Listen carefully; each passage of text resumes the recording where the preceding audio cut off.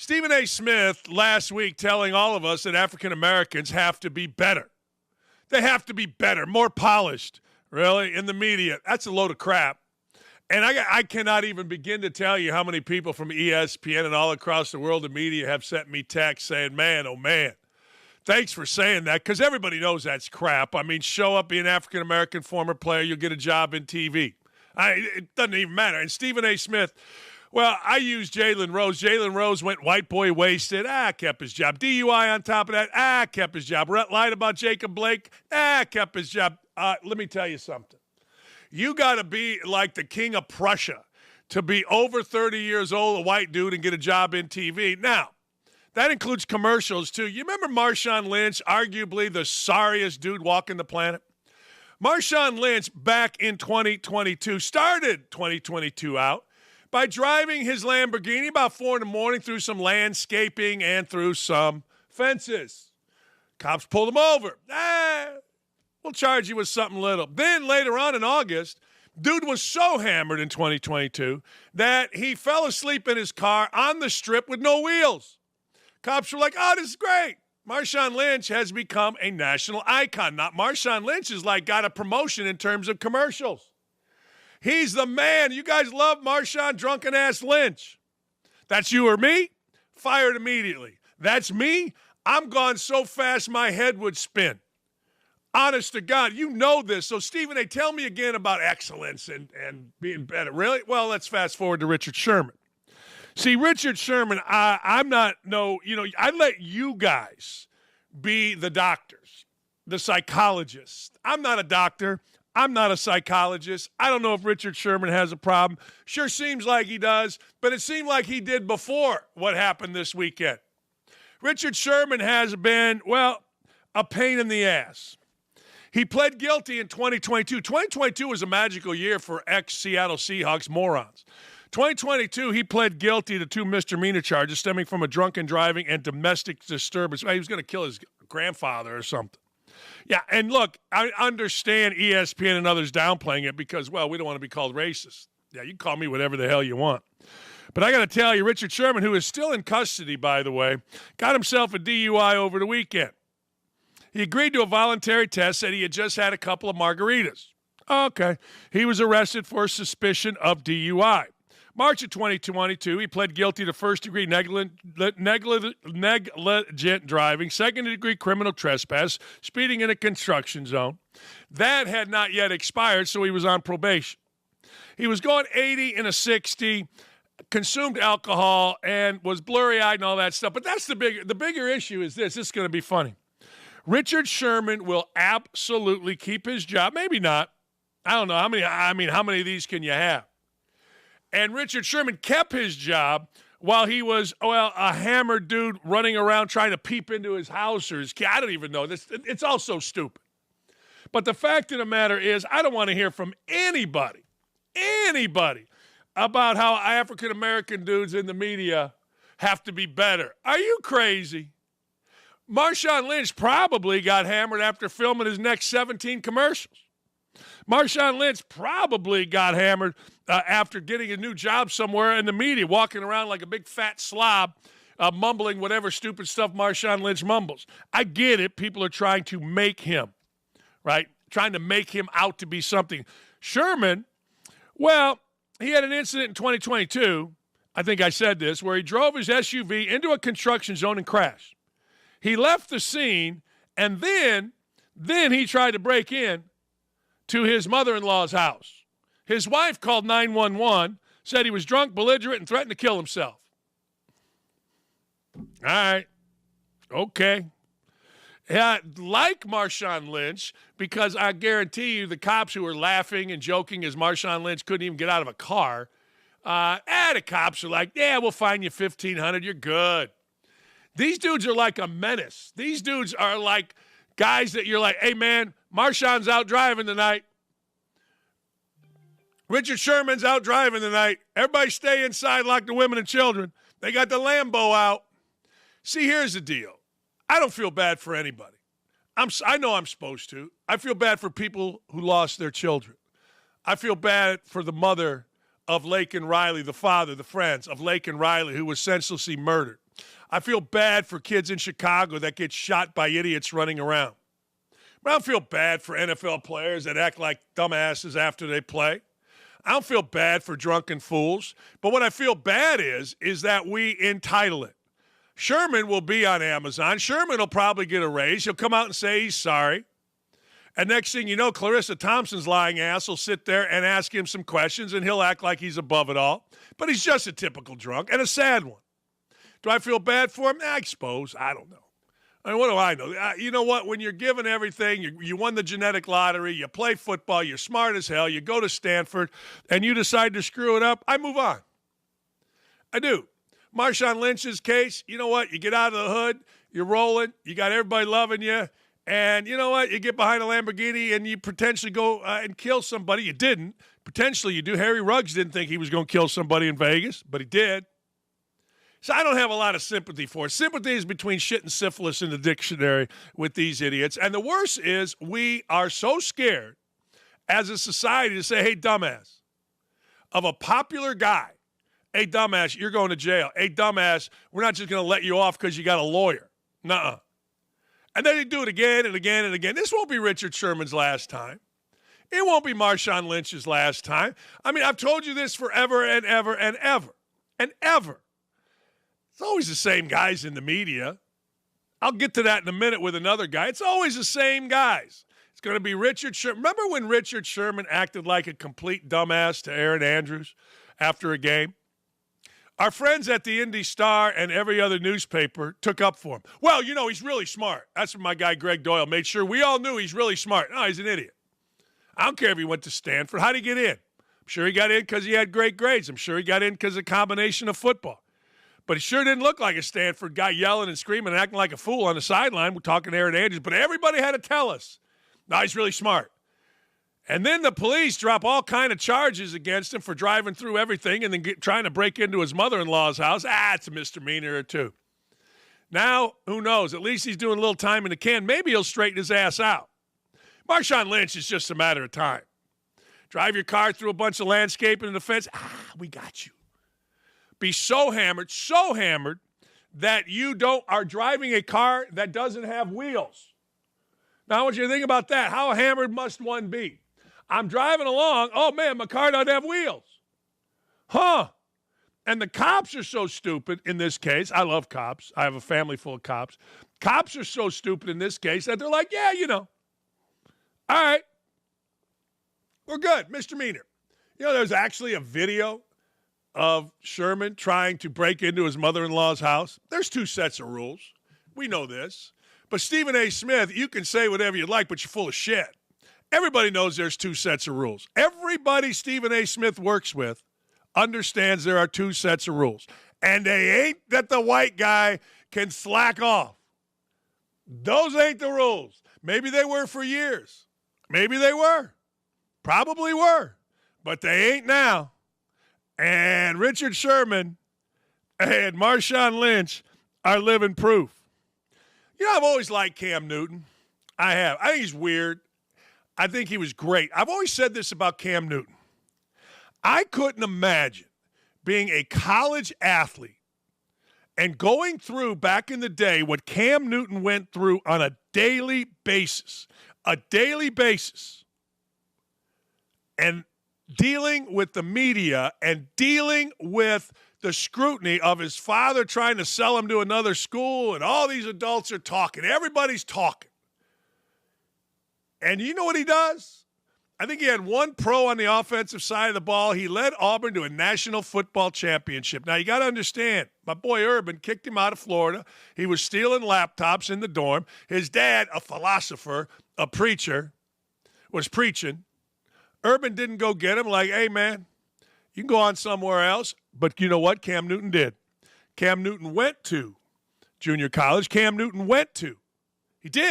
went to Auburn, and I could not imagine. See, back in the day, I just absolutely was like, man, I hope the media is nice to me. And then you didn't really read it. But Cam Newton had cameras in his face. I mean, he had cameras every day in his face. So I've always admired Cam Newton.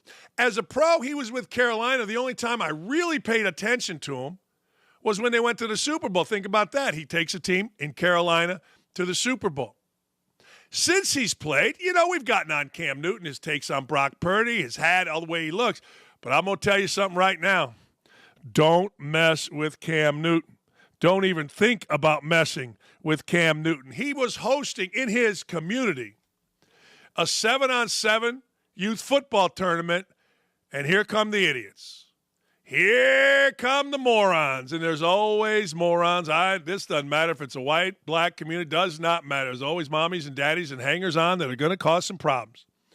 Well, they tried to figure it out with Cam Newton. They tried to have a go with Cam Newton. See if you can watch Cam Newton in here and see how he, ladies and gentlemen, just throws some brothers around. Let's have a look.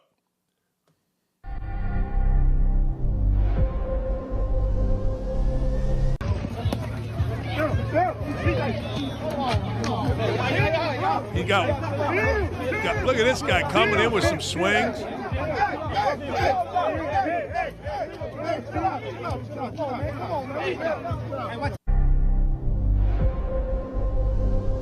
Boom! Threw the guy right out of there. Am I allowed to talk over this? Cam Newton is built like a brick shithouse. Cam Newton, look at that guy in the white throwing hands from behind. Man, I tell you what, we got to do better with our communities. I keep hearing about excellence in our communities. That's your community? I mean, that ain't a great community. Cam Newton comes into the neighborhood, the communities of excellence, and hosts a football camp. And you see these wild idiots, you see these jackasses, they got to start fighting with the guy that is the host at a 7-on-7 youth football camp and scrimmage. And then guys are trying to find him, and if you saw the original one, he's throwing dudes off, man. He's throwing dudes everywhere. And you know what? I don't know if he pins that thing down, but that hat never moved. Let's show it again. If you watch Cam Newton, you're going to see that hat never moved. Let's show it again. See if you can see Cam Newton and watch. That hat don't move. There's a hat. Guy goes flying. Here we are. You got a guy in a headlock. You got another one he's throwing around. Here comes some guy in a white shirt throwing hands. Other idiots running in, some staff members. Police finally show up. Tell me again about excellence. I mean, I've said this forever, and I've said this to reverends that cry. You got to get your communities in order. You got to. I mean, what is this about? Just a guy, Cam Newton, who represents, in my opinion, everything pretty good. Went to college, struggled, screwed up, didn't whine, bitch, and moan, got himself right, handled the national media with a smile and wins, won a national championship, goes to the NFL, takes a team to the Super Bowl, gives back to the community. Cam Newton is what's right in every community. And these jackasses here, why? Why are we throwing hands? Why are we trying to fight? Now, if you've ever seen Cam Newton, and I saw him once, he's about as big as this wall. Yeah, he's about that big. I don't think we have the video, but there is video after of various idiots saying how, man, he couldn't hit me. Okay. All right. So he didn't get me. Guys are scraped up. And Cam Newton, nothing. Cam Newton is an American badass. I will ride and die with Cam Newton. All you little punks out there, the Marshawn Lynches, the Richard Shermans, all those little guys that are trying to fight Cam Newton and coming up from behind and having some sweet, you can kiss my ass. Cam Newton's a bad boy. Cam Newton is an American freaking hero, and I am here for all of it. I now want Cam Newton to come to the Colts because on my afternoon local show, I want to talk great about Cam Newton every day. He's got one guy here, one guy holding on, and he's just whooping ass of little punks. And then what do the little punks do? Oh, they put out videos of their scrapes. Man, you got to understand something about punks. Punks always going to punk. They are. Punks are always going to punk. And I deal with them every day on Twitter, not to the same degree. But, man, how great was it that Cam Newton just whoops everybody's ass? I'm here for it, people. I think we make yesterday. What's the date on that yesterday? I think we make February 25th Cam Newton Day every year, where everybody acts like Cam Newton. Grab a punk, punch him in the head because they're going to attack you while three are attacking you, and just whoop some ass. Good work, Cam. I'm a big Cam Newton fan. Always kind of have been, weirdly. Good for him. Yay, Ra. All right, the news of the day, the court storming, right? The court storming. A Dookie got hurt. Well, I got to tell you. Said this on a video yesterday. I'll say it again. Look, I lost my career to a court storming. I had a player named Jermaine Fitch, and if you look up Jermaine Fitch, he didn't average very much. But you ask guys that played at Bowling Green, who was really good, who's a potential NBA player, Jermaine Fitch. Why didn't he? Well, I'll tell you. Played some as a freshman on a really good team. Really good team. Then he got hurt.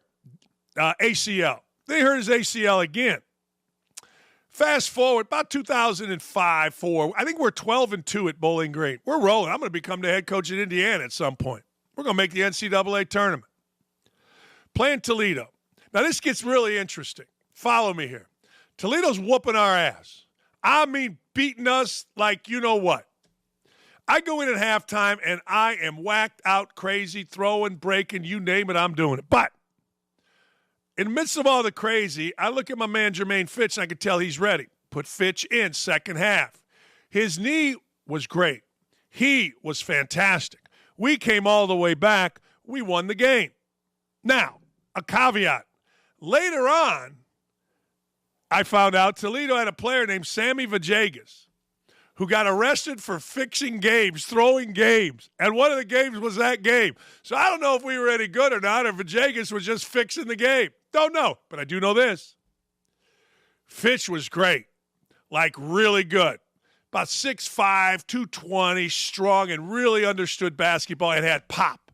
I mean real pop. Handle the ball. Next thing you know, I smack my assistant on the leg. Artie? Or Bones, I called my great assistant, Artie Papella. Hey, Bones, I don't think anybody's beating us now. I walk across, shake hands with Stan Joplin, the other coach, and I duck in. We got a little bit of a walkway, and then our little weight room and locker room is to the back in Anderson Arena. Crowd rushes the court. Rushes the court. I'm like, oh, man. But I wanted to get a dip in. That's what I did. Before I talked to the team, settle down. All of a sudden, I hear screams. Coach, coach. I go out, and two of my players are carrying Jermaine Fitch in. A nice kid named Tyler Swarden, went to chest bump him, missed, hit him on the side, tore his ACL. Done. Not only done for the season, his career. He didn't want to go through all the rehab a third time, and frankly, I didn't blame him. My best player, not that year, the next 2 years, done. I lost my career because of it. And I've never really said anything other than, yeah, court storming's fun for kids. Yeah, court storming's a good thing. Players, just protect yourself, get out of the way. But I also said this. If it is dangerous, no one's going to give a rat's ass until a Duke player gets hurt. I said that in 2004. Well, yesterday a Duke player got hurt, or Saturday a Duke player got hurt. And the coach did what? Called for the ban of court storming. Let's hear from John Shire. Disappointed we lost. But look, for me, I'm more concerned about the well-being of our guys. You know, Flip sprains his ankle. When are we going to ban court storming?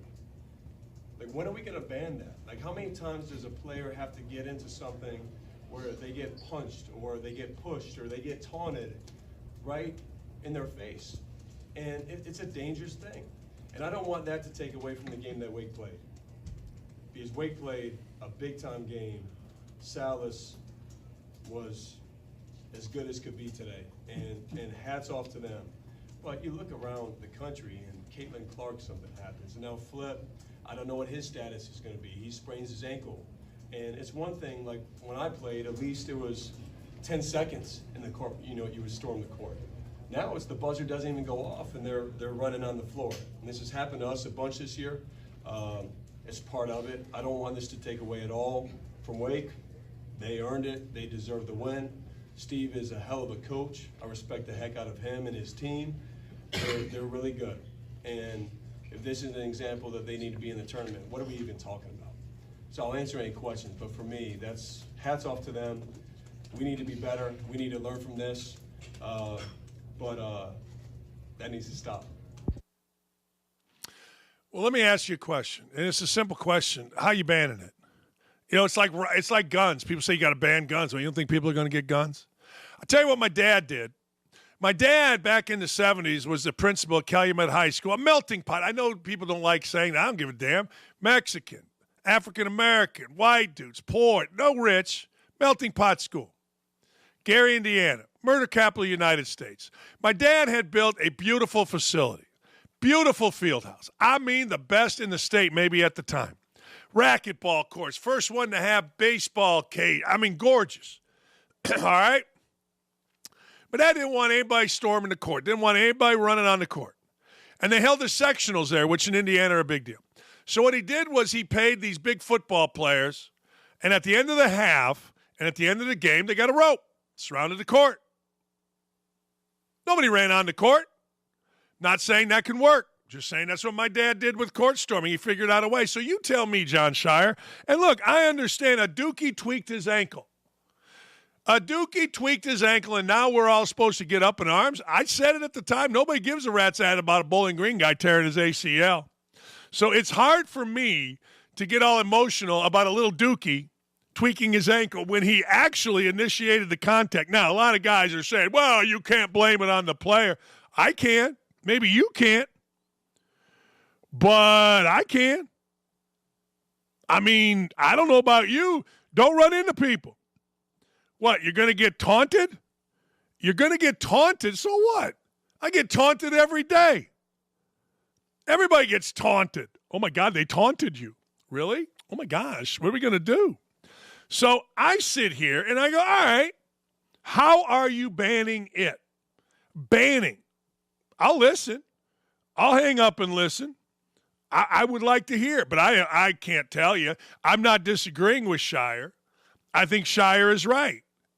I think Shire saying we've got to do something about it, but I've been saying that forever to the point where I just say, look, a Dookie has to get hurt before we do anything. So now let's see. Now, the difference, though, and I hate to say this because I do like John Shire. I do. Fact of the matter is, though, it ain't kind of the same having him up there lecturing us as it was Kay. Kay had a great ability to lecture us. Like, I knew Kay was full of crap, but at least you didn't. You guys didn't. And the truth of the matter is, you know what? I don't know. I kind of like when Dookies lecture us. Flip Filipowski had this to say on Twitter. This gotta change. Oh, okay. Well, all right. I'm down with that. So, what are you changing? What are we now back to change? We need hope and change. Is that what we need? Flip? Is that what it is? All right. I'm in, man. What's the hope and change this time? What do we got? Tell me how to do it. A guy named John Jackson, who is a Dookie through and through. He is, let me read John Jackson here. Deputy AD Men's Basketball and External Affairs, Duke University. Guy said, a guy on Twitter named Ryan McIntyre said, so predictable from Duke today. Pathetic. Get off the court like everyone else has done in court storms this year. Don't walk as slow as possible and shove a fan, and as a result, spraining your ankle. What are we talking about? John Jackson, who is the External Affairs AD, said, I'd invite this guy, Ryan, to be part of one of these and possibly rethink his position. It's unsafe for players, coaches, staff members, and not the visiting team's fault ever. Interesting. That's the Dookie version. I responded to that because, frankly, Duke folks give me a little bit of gas. They do. They give me a little bit of gas. I said to him, hey, John, I lost my career due to a court storm as one of my players suffered an ACL. Now that a Duke player tweaked his ankle, we're to be in an uproar? I'd invite this guy and others to tell me how they are going about banning. I gave you the only solution that I have, and my dad did it back in the day. I don't know whether it would work. I have no idea. But I know this. I said it a long time ago. Once again, Double D is clairvoyant. It's going to take a little Dookie tweaking his little ankle before we do anything about court storming. Oh, you should find the school. All right, find the school. You think Susie Rottencrotch and Joey Bag of Donuts care whether or not the school gets fined when they're half in the bag and they're running around? No, they don't. They don't. They shouldn't. They won't. So that's my suggestion. I hear all these guys pounding their chests, even my friends on ESPN. Court storming is the fault of the administration of Wake. All right. How about you protect yourself and get off the floor? You know, if some little dookie, or big dookie, can't get off the floor when some little Wake student is running around, what are you doing? But again, I understand it's dookies. And it's John Shire. John Shire has no pull. I mean, he got to win something before he has pull. I get it. It's a prestigious spot that he's in. Head coach, Duke basketball. But he ain't K. And him trying to lecture us, I always sit there and go, huh. Like a little kid telling me something. Nah. I told you, though, only something would happen. Only something would happen if a dookie tweaked his little ankle. Now we're in an uproar. Okay. What also do I tell you? I tell you this all the time. All the time. It's always the same people that mouth off, make excuses, act like jackasses in the world of sports. You can name, Tyreek Hill's going to say something stupid. Pac-Man Jones, Marshawn Lynch, and Richard Sherman about ready to get arrested. Jalen Ramsey's going to say something stupid. Oh! And he did. Oh! And he did it in traditional stupid fashion. So now, because the Miami Dolphins stunk, it's the fault of everybody but Jalen Ramsey, the highest paid player on defense. It is the fault. It's his fault. It ain't Jalen Ramsey's fault. So Jalen Ramsey says, I won't ever forget that. I won't ever forget dude. Talking about Vic Fangio, the offense coordinator. Should be crazy how stuff plays out sometime. But one thing I know for sure is that it was an honor to be teamed with the greatest corner in Miami Dolphins history, in my opinion. I won't ever forget dude for not utilizing our full skill set. Dude is Vic Fangio. Okay. Dude is a defensive coordinator that's among, if not the most respected defensive coordinators in the NFL. The dude writing it is a moron. I said this many, many times. There are two people that stood out to me as my wife and I and others sat 6 rows behind the visitors' bench at Lucas Oil Stadium for Colts games. One was a guy named Calais Campbell. Calais Campbell was awesome. I would watch the bench. Calais Campbell was incredible. Calais Campbell was the kind of dude that every team needs on their team. He just was a leader. He was talking. He was going. Actually, there's 3 guys. I'll get to the second one here in a minute. But I would have Calais Campbell on my team today, tomorrow, the next day, and I don't even care what team it is. I don't care. If we're playing tiddlywinks, give me Calais. We're playing football, give me Calais. We're playing hoops, give me Calais. We got a reading group, give me Calais. A debate, give me Calais. I love that guy. The second was Nick Foles. You could have Nick Foles. I'm watching his arrogant ass on the bench. I forget who he was with. I couldn't stand him. I couldn't stand watching his body language. I couldn't stand watching his sorry ass interact with his teammates. And the third was Jalen Ramsey. I never seen before, because I always think NFL football players are really smart. I've said forever. I think NFL football players have to study more, learn more, understand more than any other players in any other professional sport. And usually, and this is what stuck out to me about Jalen Ramsey, usually when you watch an NFL team and the defensive coordinator or calls you over, everybody gets in a little pile on the bench. When the offense is on the field, the defense here, Jalen Ramsey over there, sulking like a 2-year-old, sulking like a little bitch. And I watched it, and I watched it, and I watched it. And then I started reading how great he is, and I'm like, yeah, I guarantee you this. He'll be good on one team and one team only. One where they don't need him. One where they got so many veterans that he can't influence. Well, guess what? He goes to the Rams. They got Aaron Donald. They don't care about Jalen Ramsey. Player be gone. What happens? He then goes to the Dolphins. Dolphins need him, right? When you need players like Jalen Ramsey, they will always F you. Not sometimes, not most times, always. When you don't need players like Jalen Ramsey, you know what happens? They play really well for you. And he played pretty well for the Los Angeles Rams. He played pretty well early for the Jags, I think it was, is who he came up with. And then he became just another guy. Why? Because he got a little pub.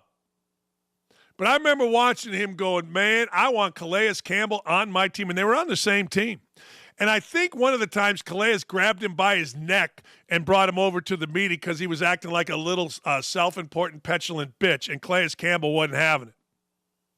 Pretty fascinating to sit behind NFL benches and watch. Tom Brady always got up and practiced. Now, when he got up and practiced, if he was anywhere near our aisle, my wife Lee ran down and took a picture in front of him. Only dude ever because he's so incredibly handsome. And the other thing you learn about Tom Brady is he's really big. But it does not surprise me at all that Jalen Ramsey is talking ish after the fact, making excuses after the fact. You use our skill set. Yeah, okay. Sure. I'm going to skip over the Draymond Green stupidity, and I'm going to something pretty important. You know, Laken Riley, just a young 22-year-old nursing student on Georgia's campus, was ruthlessly murdered by an illegal immigrant. The illegal immigrant, somehow, some way, being illegal, worked for Uber Eats and DoorDash. Now, as a veteran of DoorDash, I got to tell you, I don't want illegal immigrants with criminal records bringing my food anywhere. In fact, I won't DoorDash or I won't Uber Eats because I work there. And I realized, wait a second here. I'm a really good dude. Like, I took care of the grub. I made damn sure everything was on time. But can you imagine some jackass coming from Venezuela, getting arrested 3 different times, coming here illegally, handling your food? No, I don't think so. Now, if that makes you sad or you want to call me certain names, you go right ahead. But I worked there. I worked and I will never, ever, not one time, ever DoorDash nothing. I will go old school. I'll go get it. In fact, there's a great place over here called the More that has an unbelievable shrimp pasta dinner that I love. I'll go get it. I don't need you. I'll go get it. All right. Allie Bradley says, listen to this. Multiple sources confirm the suspect in Laken Riley's murder, Jose Antonio Ibarria, is here illegally. Crossed September 2022 in El Paso, was released due to lack of detention space. Comes in, was arrested by ICE Atlanta. He is charged with malice murder, felony murder, aggravated battery, aggravated assault, false imprisonment, kidnapping, hindering a 911 call, concealing the death of another. Laken Riley was just on a run. Laken Riley was on a run, and this happened. See, I think, personally, these deaths are on Joe Biden's hands. All you got to do is be a follower of this show. We've had people that have been down to the border, whether it's Dan Pastorini, Brian Urlacher, or others, that'll tell you people are just coming in. And if you're dumb enough to believe this isn't coming to your city, you're insane. You are absolutely insane because this is coming to every community.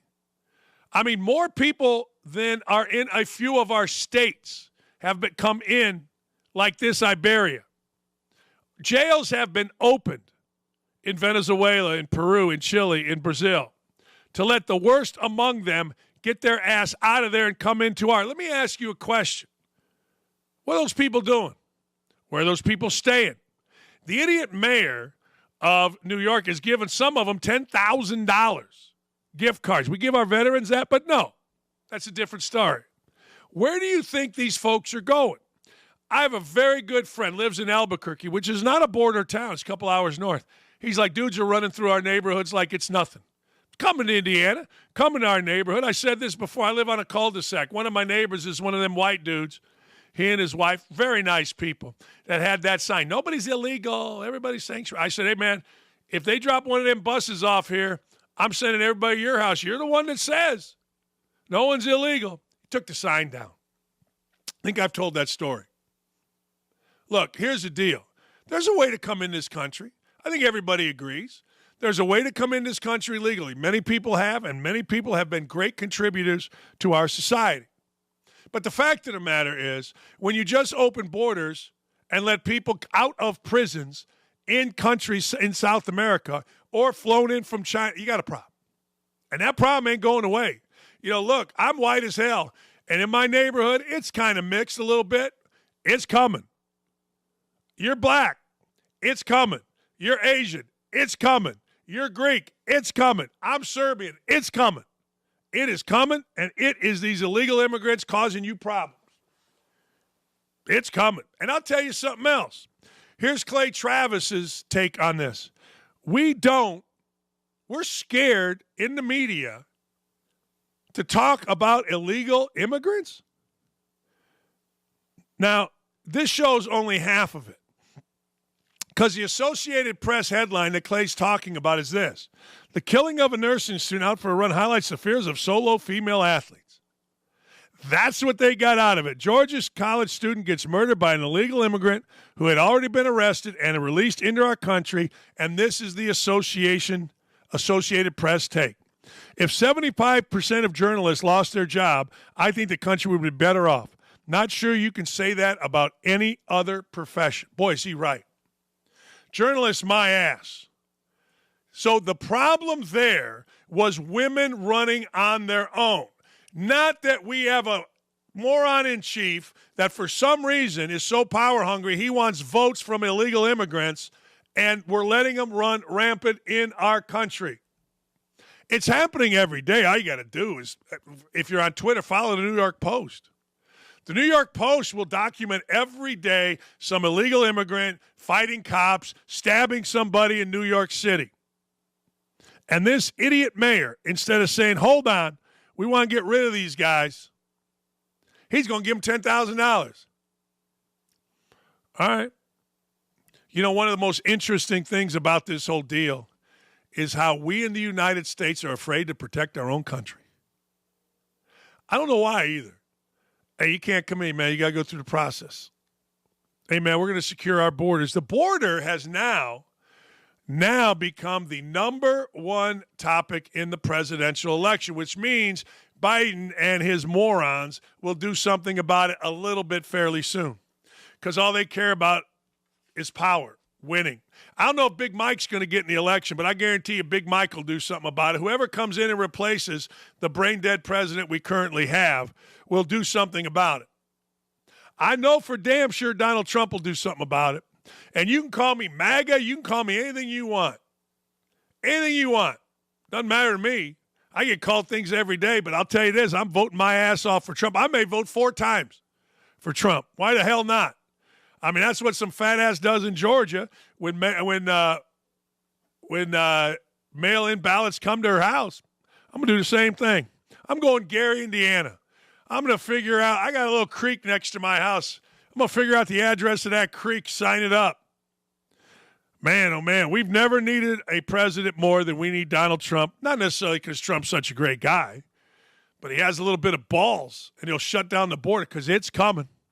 It's coming to your neighborhood, your community, your schools, your parks. Name it, they're coming.